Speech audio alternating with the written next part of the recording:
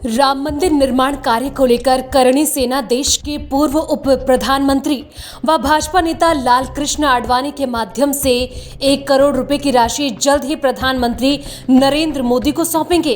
यह जानकारी देते हुए करणी सेना के राष्ट्रीय अध्यक्ष सूरजपाल अम्मू ने बताया कि कई वर्षों तक केस लड़ने के बाद राम मंदिर निर्माण का फैसला हिंदुओं के हक में हुआ है। इस विषय में सूरजपाल अम्मू से हमारे संवाददाता आकाश खुराना ने खास बातचीत की। उन्होंने क्या कुछ कहा, आप भी सुनिए। राम मंदिर को लेके लोग आए दिन बढ़ चढ़ कर चंदा दे रहे हैं। ऐसे में करनी सेना भी 1 करोड़ पे राम मंदिर के नाम पर देगी। इसी पर बातचीत करने के लिए हमारे साथ करनी सेना के राष्ट्रीय अध्यक्ष सूरजपाल अम्मू हैं। उन्हीं से जानते हैं कि करनी सेना ने 1 करोड़ रुपए राम मंदिर के नाम का देने के लिए कहा है। आकाश जी, निश्चित तौर पे राम मंदिर निर्माण के लिए जब पूरा देश अपना सहयोग दे रहा है तो करनी सेना का एक दायित्व बनता है, क्योंकि हम राम के वंशज हैं। और जब राम के काज के लिए दुनिया बढ़ चढ़ कर अपना सहयोग कर रही है, योगदान दे रही है, तो करनी सेना के लाखों सैनिकों ने तय किया है कि हम अपना सहयोग राम मंदिर निर्माण में 1 करोड़ रुपया माननीय लाल कृष्ण आडवाणी जी के माध्यम से देश के प्रधानमंत्री को सौंपेंगे। राम मंदिर का निर्माण कुछ सियासी दलों को रास नहीं आ रहा है, उस पर क्या कहेंगे? जिनकी बुद्धि भ्रष्ट है उनका तो कोई इलाज ना आप पे है ना मेरे पास है। राम मंदिर 500 साल केस लड़ने के बाद राम मंदिर का निर्णय, उसका फैसला हिंदुओं के हक में हुआ है। हमारे ऊपर किसी ने कुछ दया दृष्टि नहीं की है। देश के ऐतिहासिक धरोहरों में जिस प्रकार से खुदाई की गई, उसके ऊपर जांच बिठाई गई, सुप्रीम कोर्ट की जांचें बैठी और भी अनेकों अनेक संस्थाओं ने उसका सर्वे किया, उसके बाद निकल कर आया कि वहाँ राम मंदिर था, रामलला का जन्म वहाँ हुआ। तो निश्चित तौर पे रामलला का जन्म जहाँ पर हुआ है वहाँ पर ही राम मंदिर बनेगा, राम महल बनेगा, राजा रामचंद्र जी का महल बनेगा। तो ये जो कार्य हो रहा है किसी के ऊपर एहसान, किसी का एहसान लेकर नहीं हो रहा। माननीय सुप्रीम कोर्ट जो सर्वोच्च न्यायालय देश का, उसके आदेश के अनुसार ये निर्णय हिंदुओं के हित में हुआ है, राम के वंशजों के हित में हुआ है। देश के 110 करोड़ लोगों की आस्था को कोर्ट ने माना है। रिंकू शर्मा केस पर तो करनी सेना का क्या स्टैंड है?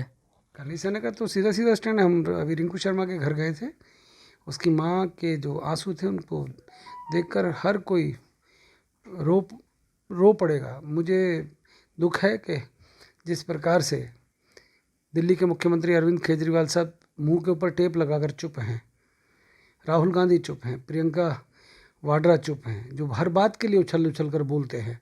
अखलाक की मौत हुई, 5-5 करोड़ रुपए इन लोगों ने सहयोग दिया केजरीवाल साहब ने। कोई अगर खान मरा होता, किसी खान की हत्या हुई होती तो पूरे देश के अंदर बवंडर रह जाता, विदेशों की भी संस्थाएं हिंदुस्तान की सरकार के पीछे लग जाती। परंतु 5-7 लोग घर के अंदर घुसकर हत्या कर दिया, एक निहत्थे बच्चे को मार दिया, चाकुओं से गोद कर मार दिया, और बच्चा जय श्री राम करता रहा। ऐसे दोषियों को तो सरेआम फांसी लगनी चाहिए। और मैं तो इतना ही कहना चाहूँगा, ऐसे मसलों पर भी अगर कोई राजनीति करता है, रिंकू शर्मा की मौत 110 करोड़ हिंदुओं को चैलेंज है, जवाब देंगे करनी सेना वाले। और मैं तो एक बात और कहता हूँ, देश के गृह मंत्री से कहता हूँ, दिल्ली पुलिस उनके हाथ में है, सख्ती से कार्रवाई होनी चाहिए। फास्ट ट्रैक कोर्ट के अंदर ये मामला जाना चाहिए। और गलती से करनी सैनिकों के हाथ में कोई लग गया तो नहीं तो भी हम कानून की चिंता करते हैं, ना किसी और की चिंता करते हैं, हम तो सुलटाएंगे। मतलब राम मंदिर के लिए चंदा मांगना, सहयोग मांगना, राम के काज के लिए अगर कोई बालक आगे आ रहा है, अगर वो भारतीय जनता युवा मोर्चा का कार्यकर्ता था, भाजपा का यूथ विंग का कार्यकर्ता था, तो उसको आप चाकू से मारोगे? यही कसूर था केवल मात्र उसका कि उसने राम के काज के लिए चंदा मांगा, सहयोग मांगा। और अब कहते हैं कि नहीं साहब, ये इनका व्यक्तिगत झगड़ा था। व्यक्तिगत क्या होता है? अगर 7-8 हिंदू मिलकर किसी गोहत्यारे को पकड़ लें या किसी गाय के ट्रक वाले को पकड़ लें तो मॉब लिंचिंग हो जाती है। और हिंदुओं को सरेआम मार दिया जाता है। कमलेश तिवारी को मार दिया, अब इसको मार दिया, उससे पहले अनेकों अनेक हिंदुओं को मार दिया गया। इस बच्ची को मार दिया गया, निकिता तोमर को। मतलब हिंदुओं को ही टारगेट क्यों बनाया जा रहा है? उनको लगता है कि हिंदू सॉफ्ट हैं। कौन है सर इसके पीछे, क्या मानते हैं? तौर पे क्या है, मैं सरेआम कह रहा हूँ भाई, ये लोग जो आलतू फालतू के मुगलों की जो नाजायज़ औलाद है, जो ओवैसी के रिश्तेदार हैं, जो केजरीवाल साहब के रिश्तेदार हैं, जो राहुल गांधी के पुराने कुनबे से आते हैं, जिनकी वकालत फारूक अब्दुल्ला करते हैं, उमर अब्दुल्ला करते हैं, ममता बनर्जी करती हैं, ये वो लोग हैं। और मेरे को कहने में कभी शर्म नहीं आती। वो अपने आप को कट्टर मुसलमान कहते हैं। हम कट्टर हिंदू नहीं हैं, हम हिंदू हैं। कट्टर क्या होता है? परंतु हमारी सॉफ्टनेस को हमारी कमजोरी ना समझें। जवाब हम भी देना जानते हैं, परंतु हम चाहते हैं देश के अंदर लोकतंत्र है, कानून का राज है, हम कानून का सम्मान करने वाले लोग हैं। परंतु इतना ज़्यादा भी सम्मान हम नहीं करते कि कोई हर बार आएगा और हमारे घर के अंदर हमारे लोगों की हत्या करके चला जाएगा। हम लोगों की भी दिल रोता है साहब। करनी सेना हमेशा अपने अलग अंदाज में जानी जाती है, हमेशा सख्त अंदाज में, क्या कहेंगे? सख्त है ना साहब, हम हिंदुस्तानी हैं, 110 करोड़ है। देश की आज़ादी के वक्त हमने 10 लाख लोगों की शहादत दी है। देश के बंटवारे के समय जब पश्चिमी पंजाब को पाकिस्तान बना दिया गया और ट्रेनें भर भर कर काट काट कर भेज दी गई, उनका हिसाब किताब बताए जवाहरलाल नेहरू के परिवार वाले लोग? बताए ना।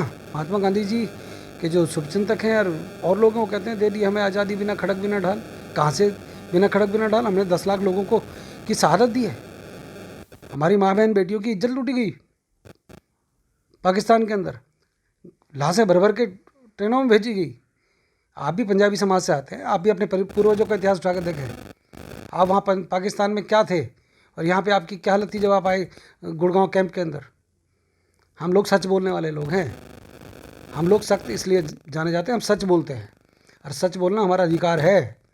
और बोलते भी इसलिए हैं कि पहली बार कोई हिंदू शासक देश में प्रधानमंत्री बनकर आया है और हमें गर्व है कि नरेंद्र मोदी नाम का व्यक्ति, अमित शाह नाम का व्यक्ति इस देश के अंदर हिंदुओं को गर्व से सर ऊंचा करने की सीख देता है। हमें अच्छा लगता है देश का प्रधानमंत्री जब ट्रिपल तलाक की चिंता करता है। हमने तो कभी नहीं पूछा कि अरे मुस्लिम की बेटी हो चाहे हिंदू की बेटी हो, बेटी बेटी होती है। जब देश का प्रधानमंत्री फ़र्क नहीं करता तो ये लोग फ़र्क क्यों करते हैं? तो साहब गुस्सा तो आएगा और कड़क भी हम होंगे और रहेंगे। सर एक लास्ट है, राकेश टिकैत ने अपनी तुलना लाल किशन अडवाणी से की है। कल एक प्रोग्राम में वो थे। किससे की? तो लाल किशन अडवाणी से। उन्होंने कहा वो भी आंदोलन जीवी रहे हैं। तो उस पर टिकैत, डकैत, लठैत, मैं क्या कहूँ? देश के लाल किले के ऊपर तिरंगे का अपमान करने वाले, मैं उनको किसान कैसे मान लूँ साहब? लाल कृष्ण अडवाणी से तुलना? उनके पैर के नखून की कोई तुलना नहीं कर सकता। मैं भी किसान का बेटा हूँ, मैं भी जवान का बेटा हूँ। लाल कृष्ण अडवाणी से तुलना करेंगे? उन्होंने अगर राम मंदिर का आंदोलन किया, उन्होंने अनेकों अनेक यात्राएं निकाली। मैं उन जनादेश यात्रा का भी मैं गवाह रहा हूँ। राम मंदिर निर्माण के लिए जो यात्रा निकाली, मैं उसके अंदर मैं स्वयं मैंने पार्टिसिपेट किया है। उनकी तुलना इनसे कैसे हो सकती है? आप धरने पर बैठे हो, किस बात के लिए बैठे हो भाई? देश के अंदर कोई कानून लागू हो गया, उस पर चर्चा करो ना बैठ के। आज लाखों करोड़ रुपए का, 2,73,000 करोड़ रुपए का नुकसान अब तक हो चुका है देश की अर्थव्यवस्था का। हरियाणा, पंजाब, दिल्ली का कौन भरेगा? इसकी भरपाई कौन करेगा भाई? हरियाणा के गृह मंत्री अनिल विज ने कहा है कि देश की संपत्ति को तोड़ने मरोड़ने वालों के खिलाफ हरियाणा में भी सख्त कानून बनेगा, उनकी संपत्तियां कुर्क की जाएंगी। करनी सेना ने पद्मावत में थोड़ा सा जलवा दिखाया था, परंतु हमने सिर्फ सनिया मॉल में पोस्टर फाड़े थे। हमने किसी की संपत्ति का नुकसान नहीं पहुंचाया था। अगर किन्हीं ने गलती की तो हमने उन बच्चों को समझाया था, धमकाया था। हम चाहते हैं देश के कानून का सब सम्मान करें। सब लोगों को अधिकार है लोकतंत्र में अपनी बात रखने का, आंदोलन करने का, परंतु शांतिपूर्वक तरीके से आंदोलन करें। मैंने सुशांत सिंह राजपूत के लिए आंदोलन किए, मैंने कंगना रनौत के लिए आंदोलन किया, मैंने अनेकों अनेक आंदोलन करे। 32 साल से मैं आंदोलन कर रहा हूँ। हमने बिजली पानी सड़क के लिए आंदोलन किए, हमने भी मटके फोड़े, परंतु मटके फोड़े, किसी के सर नहीं फोड़े। इन्होंने 300 पुलिस वालों को घायल किया है। इन्होंने देश की अस्मिता, लाल किले के ऊपर तिरंगे का अपमान किया है। इन्होंने खालिस्तानी समर्थकों ने मिलकर देश को खराब करने की साजिश रची है। इन्होंने शाहीन बाग के अंदर सीए के समर्थन करने की बजाय उसका विरोध किया है और देश की राजधानी दिल्ली को दंगों में दिल्ली को आग लगाई है। ऐसे आंदोलन होते हैं क्या? अरे फिक्स लोग हैं, कम्युनिस्ट, कांग्रेस। टिकैत साहब कहाँ से आ गए? पहले पंजाब से एक आंदोलन चला, आकर बैठ गए। करो ना आप खूब मजे ले रहे हो, खूब आपकी मसाज के लिए आपकी मशीनें हैं और वहाँ पर हलवा पूरी, अच्छी बात है। किसान को हलवा पूरी खाने का फंडिंग कहाँ से आ रही है सर? मैं समझता हूँ प्रकाश सिंह बादल के पुत्र हैं, वो बताएं कहाँ से फंडिंग आ रही है, बताएं कौन कौन है उसके पीछे, बताएं टिकैत साहब को कहाँ से इतने सारे लठे तारे हैं। बैठ के चर्चा करनी चाहिए, समस्या का समाधान चर्चा करने से निकलता है। देश के किसानों को इतनी बात कहूँगा आपके माध्यम से कि कोई भी विषय है, कोई भी मुद्दा है, कोई भी समस्या है, उसका समाधान बैठकर हो सकता है, बैठना चाहिए। ये थे हमारे साथ करनी सेना के राष्ट्रीय अध्यक्ष सूरजपाल अम्मू, जिनका कहना है किसानों को कि समस्या का हल बैठकर भी किया जा सकता है।